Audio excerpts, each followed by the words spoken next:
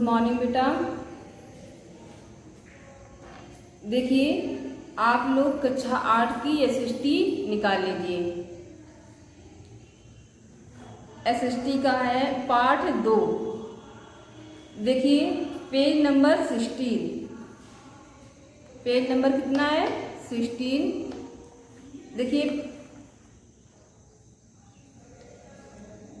ये मैंने आपको मराठों के पतन के कारण, देखिए यहाँ तक पढ़ा दिया था मैंने 10 नंबर तक। आगे देखिए ब्रिटिश साम्राज्य का विस्तार 1805 से 1856 ईस्वी तक। ठीक है बेटा, खोल लिया। चलिए आगे देखिए ब्रिटिश शासन के विस्तार का भारत में द्वितीय चरण पहले चरण के काफी भिन्न रहा। पुराने राज्य महत्वहीन हो चुके, सिख शक्ति का उदय हो रहा था। देखिए ब्रिटिश शासन का जो विस्तार था वो भारत में द्वितीय चरण पहले चरण से काफी, जो पहला चरण था वो फिर दूसरा चरण जब आया तो काफी भिन्न रहा, अलग रहा। देखिए अंग्रेजों की दृष्टि अब भारत से बाहर के देशों अफगानिस्तान, नेपाल तथा बर्मा, म्यांमार पर भी पड़ी। जो ये अंग्रेजों की दृष्टि थी, नज़र, वो भारत से बाहर, भारत में तो कब्जा किए थे लेकिन बाहर के देशों में और दूसरे देशों में भी कौन कौन से, अफगानिस्तान, नेपाल तथा बर्मा, म्यांमार पर भी पड़े। अंग्रेजों ने विभिन्न नीतियों एवं बहानों से इन देशों पर भी कब्जा कर लिया।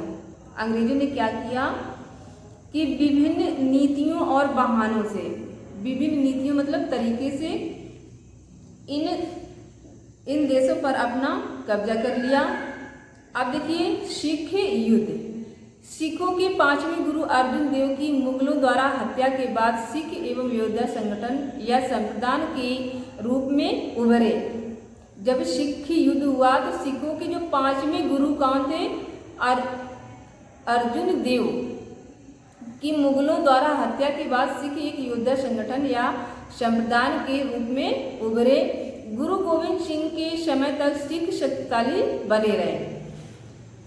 पंजाब बंदा बहादुर के समय में 12 सिख राज्यों में बढ़ गया था जो मिसल कहलाते थे। ठीक है, अब देखिए पहला सिख युद्ध, पहला सिख युद्ध हुआ, दूसरा सिख युद्ध हुआ, अफगानिस्तान से युद्ध हुआ, बर्मा युद्ध, पहला बर्मा युद्ध। देखिए कितने युद्ध हुए। इसके बाद दूसरा बर्मा युद्ध, आंग नेपाल युद्ध। ठीक है, अब देखते हैं पहला सिख युद्ध। जब अमृतसर संधि 1809 ईस्वी को भंग कर सिख सेना ने सतलुज नदी पार की तो अंग्रेजों ने युद्ध की घोषणा कर दी।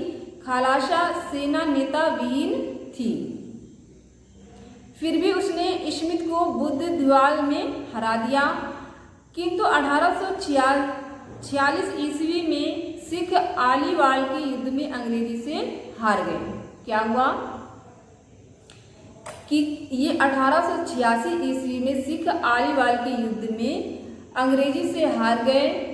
इसी बीच लाहौर में गुलाब सिंह का वर्चस्व स्थापित हो गया। क्या हुआ? इस लाहौर में गुलाब सिंह का वर्चस्व स्थापित हो गया। स्वार्थ पूर्ति के लिए उसने अंग्रेजों से बातचीत आरंभ की। अपने स्वार्थ के लिए उसने क्या किया? अंग्रेजों से बातचीत करना आरंभ कर दिया।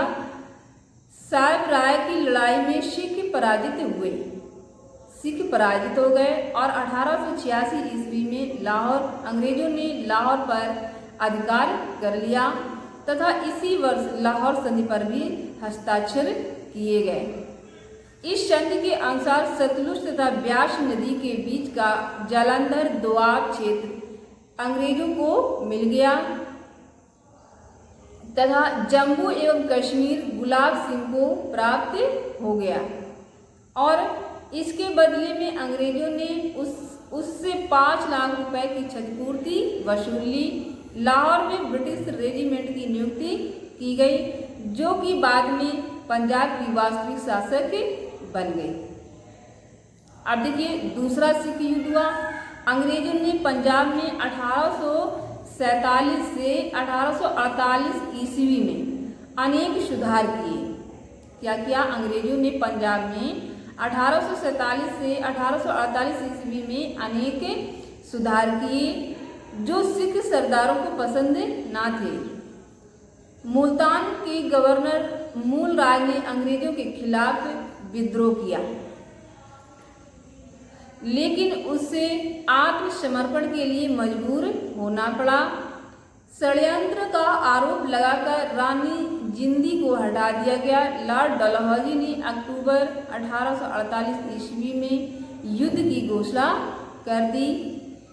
मुल्तान पर घेरा डालकर उस पर 1889 ईस्वी में अंग्रेजों ने कब्जा कर लिया। गुजरात एवं चिलियावाला की लड़ाई में भी सिखों का बहुत नुकसान हुआ। पंजाब को 1889 ईस्वी में ब्रिटिश साम्राज्य का अंग बना लिया गया और महाराज दिलीप सिंह को पेंशन देकर इंग्लैंड भेज दिया गया। किसको भेज दिया गया? महाराज दिलीप सिंह को पेंशन देकर इंग्लैंड भेज दिया गया। दिलीप सिंह ने कोनीर हीरा छीनकर उसे महारानी विक्टोरिया को भेंट कर दिया। किसने? दिलीप सिंह ने कोहिनूर हीरा छीनकर महारानी विक्टोरिया को दे दिया। अब देखिए अफगानिस्तान से युद्ध।